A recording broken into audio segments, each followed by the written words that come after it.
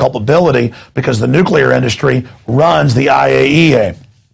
Continuing, don't forget, going back 4 or 5 months ago when radiation levels went up all across the U.S.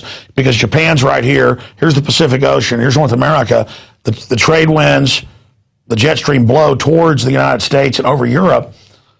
As the radiation levels went off the chart with different isotopes, the FDA just raised, depending on which isotope it was, 2,000 times, 5,000 times, 100,000 times, depending on the isotope, what they had said was previously safe. And again, all of these were isotopes directly linked to fission, to total meltdown, which the Japanese government denied, which our own government that had detectors over there denied, and later came out that they knew they were lying. The elites are breathing this stuff too. A crazy attitude has entered the equation where people in the establishment think that if they just rationalize things and just say, oh, you can eat poison, oh, you can jump off a cliff, oh, you can jump in front of a bus, that magically that somehow fixes it. That is not the case. So there's that report. And again, in Europe, for 6 months to a year, depending on the country, children only ate frozen food flown in, no milk, things that have the higher levels of radiation in it after fallout. Now, here in the U.S. and in Europe and Japan, they're saying eat everything. It's fine. Everything's wonderful. Now, continuing here, I want to look at some other examples of cover-ups. In 1959, there was a nuclear reactor that completely blew up and totally melted down in California. And it reportedly was even bigger than Chernobyl. They say it released 15 to 260 times the radiation of 3 Mile Island. And no one even knew about this to a few years ago when they declassified it. There's been meltdowns in Canada in the last 6 months. There's been meltdowns and huge releases in France. This stuff is happening all over the place. I mean, is this an accident? I don't know. Dr. Busby, who's a physicist and a chemical engineer, has said that many of his colleagues believe this is being done on purpose because nothing reduces fertility like radiation. And of course, in the sodium fluoride they mine out of phosphate fertilizer mines, there's also high levels of different radioactive isotopes that is also added to our water. And since I've been harping on this the last 2 years, now local news around the country is going and investigating and putting Geiger counters up to city water pipes and going, my God, this is 10, 20 times safe levels, and finding out. But they're saying, we don't know why it's in there. It's added, okay? It's added. It's all a plan. I know this isn't as important as the head football coach at Penn State being fired, but dying of radiation poisoning or having deformed children is almost as important as your precious pedophile-run college getting in trouble. Continuing here with this news and information, if we don't know about a meltdown in 59 in Simi Valley, what else is going on? Speaking of patriots, here on Veterans Day, Dr. Doug Rockey is a physicist, a doctor, a medical expert. He was the Pentagon's head expert for decades on DU. And he was the guy they sent to do an assessment after the first Gulf War of what was happening there. Most of his team has actually died. He himself has had more than, I think it's up to 40 surgeries now or more dealing with this. And you see, pre-1991, they would not allow the troops to use this. It was a desperate Cold War weapon if the Russians poured into Europe 10-to-1 superiority to take out tanks, when a nuclear war was already happening. Because when you fire it out of an Abrams tank or you fire it out of your M16 or 50 cal or the Bradley Fighting Vehicles gun, it ignites and gives a lethal dose to those around it. One whiff of this, 20, 30 years, depending on the study, off your life. Continued exposure, you'll die within months. Okay? I mean, this is serious. Why have they waved a magic wand? They had this stuff in the 40s. There's reports on that. Back then they said don't use it in the 40s, the 50s, the 60s, the 70s, the 80s, the 90s. Then they say use it. Now they're using it in small arms. Now it's at proving grounds, at National Guard bases. Now they say, hey, it's wonderful. What changed? they just waved a magic wand. In fact, we have some quotes of former Secretary of Defense bragging that'll come up in a moment, where the Secretary of Defense is just bragging, saying there's no problem with this, when their own manuals say it.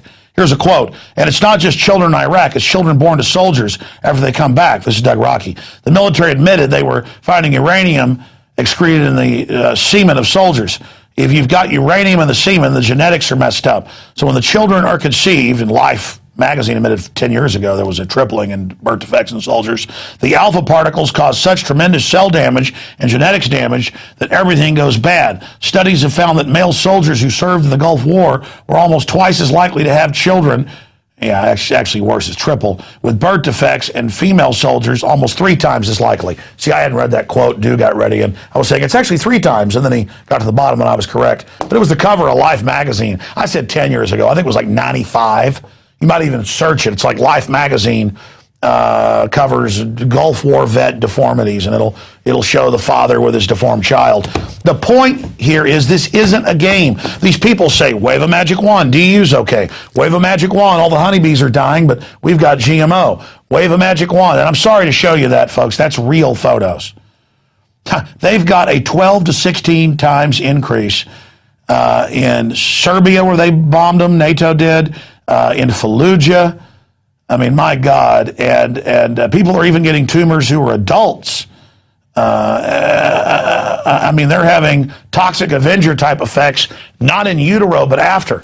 And I'm sorry to have to show you this, but it goes to the madness of the people running things. I mean, it goes to just the complete insanity. And they know what they're doing. So here's another Dr. Doug Rocky. Everyone on my team was getting sick. My best friend John Sitton was dying. The military refused him medical care, and he died. John set up the medical evacuation commission system in the entire theater. Then he got contaminated doing the work.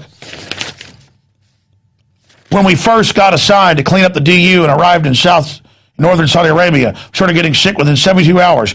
Respiratory problems, rashes, bleeding, open sores, almost immediately. This is the guy that wrote the book on it. But meanwhile, we have quotes of Secretary of Defense saying, hey, there's no evidence this is bad, when the Army's own manuals pre-91 said do not use this. There's William Cohen under Clinton saying, never mind all these dead and dying troops. There's no scientific link has been found between the reported illness and depleted uranium, a dense, mildly radioactive metal that the U.S. military uses both in tank-busting munitions and as armor. And, of course, that was 15, 16, 17 years ago. Now it's used in everything. Here's another report. Seattle Post Intelligencer, Iraq cancer's birth defects blamed on U.S. depleted uranium. I mean, they all know exactly what's going on. Ladies and gentlemen, this is the reality of the elite that's running things.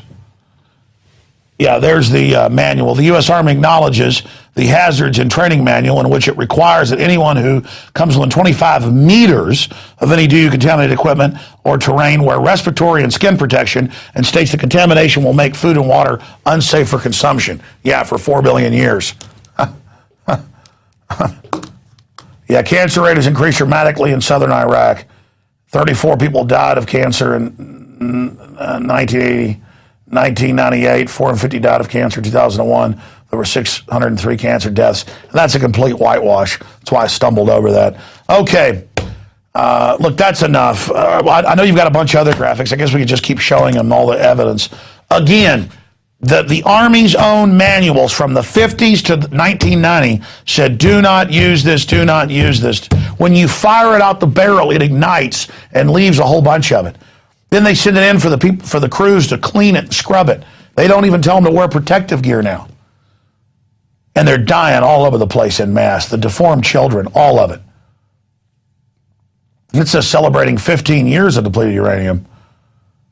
It's actually, they've been using depleted uranium since 1991 in widespread operations all over the world. Yeah, but whatever, 15 years, whatever, doesn't matter. All right, ladies and gentlemen, let's just continue here with the news for you. There's been a federal crackdown assured as ESA alert fails to go nationwide, and now the feds don't just want to take over TV, cable, and AM and FM. Now they want to take over your cell phones, everything, and when you're in Walmarts and other stores, bombard you with brainwashing. Continuing with the news and information, the London Telegraph is reporting that Eurozone collapse will send continent into depression.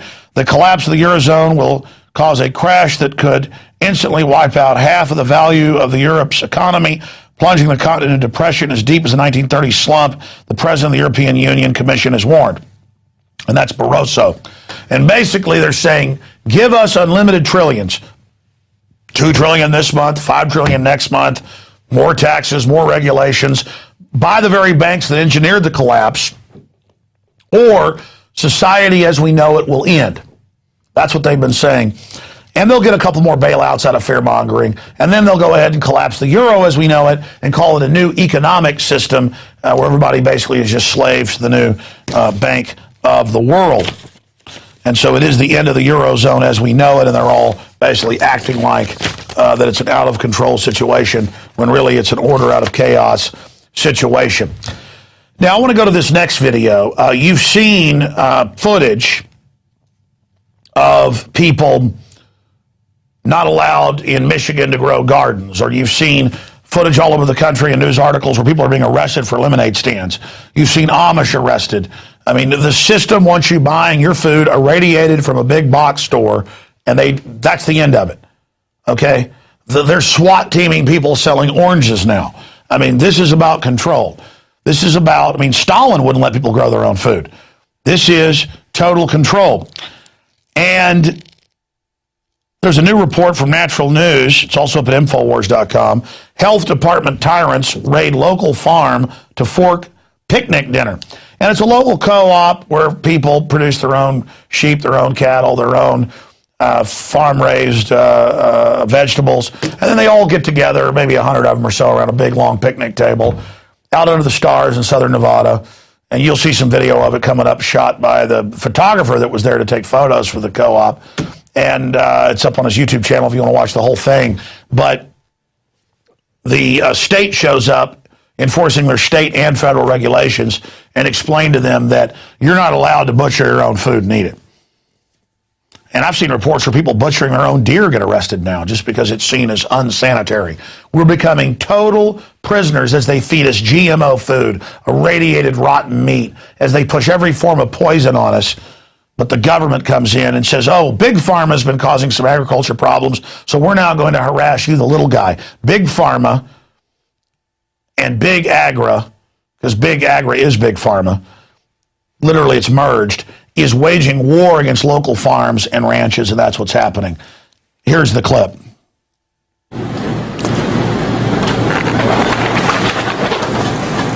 Please. And who are you? Mary Oaks with the Southern Nevada Health District. And why are you here? That's all the information you need. I do have a personal life, too. I want you to say that the health district has... That is the essence of the bureaucrat. Just enjoying the fact that they're in authority, they're in power. They've got their little clipboard, they're secure, they've got all their little bureaucracies, all their little rules. I do have a personal life. That's all you need to know. I've invaded your space and I'm about to make you destroy your food. Look at the satisfaction. It's just like a... You don't get it. I win victories every day in my life against people just like you. Do you know who I am?